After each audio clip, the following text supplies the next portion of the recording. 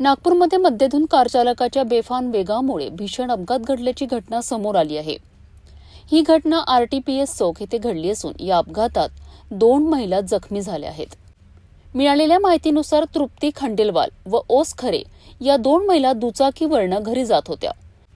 त्या आरटीपीएस चौकाजवळ पोहोचल्या असता मागून येणाऱ्या एका भरधाव मारुती सुझुकी कारने त्यांच्या दुचाकीला जोरदार धडक दिली।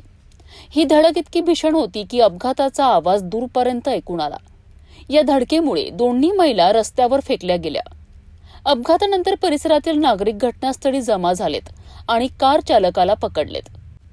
दरम्यान तपासात समोर आले की कार चालक कपिल मल्होत्रा हा पूर्णपणे दारूच्या नशेत वाहन चालवित होता।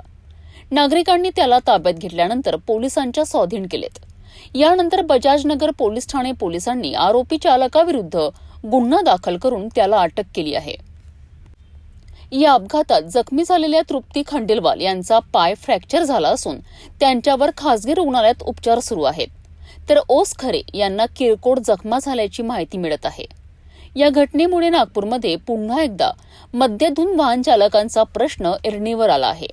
पोलिसांकडून या प्रकरणाचा पुढील तपास सुरू आहे।